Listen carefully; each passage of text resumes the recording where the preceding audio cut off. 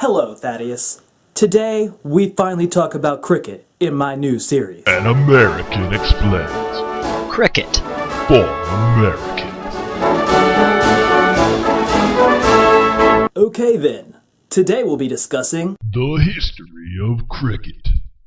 Seriously, voiceover guy? When most people think of history, they think of the who, the what, the when, and the where. And they wonder why it's supposedly so important when history is taught like pub trivia, minus the pub. And jargon like, those who neglect history are doomed to repeat it, is about as useful for understanding as they hate us for our freedom. Neither encourages asking the fundamental question of history, the why.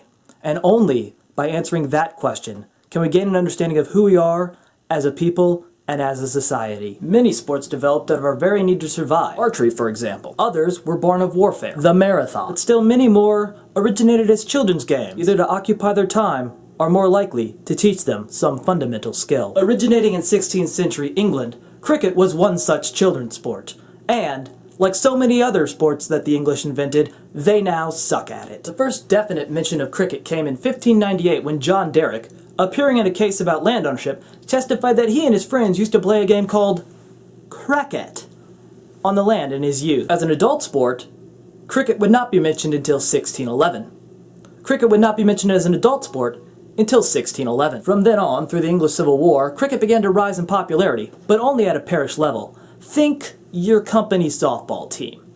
However, the Puritan Commonwealth government passed stricter rules in assembly, and it wasn't until the Reformation that cricket began to establish itself and county teams were formed. The first recorded match came in 1709, but an earlier match in 1697 was likely Sussex County versus another team. Cricket began its international spread in the 17th century, reaching the American colonies before even the north of England. Colonization would see cricket spreading throughout the 18th century, where it reached powerhouse nations like India and the West Indies. And in the early 19th century, it reached South Africa.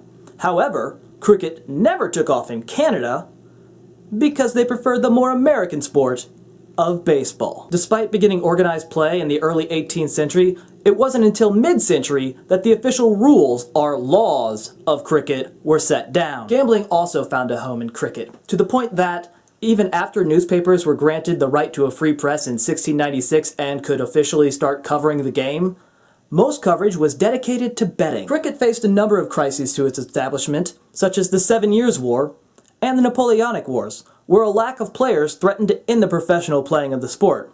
However, the development of the railroads in the 19th century spurred the development of modern cricket leagues in England.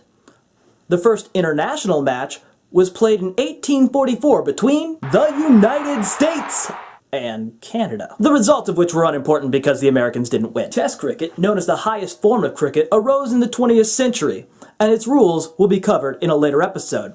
However, English cricket died in 1882, its body cremated, and the ashes taken to Australia. I will see you in the future.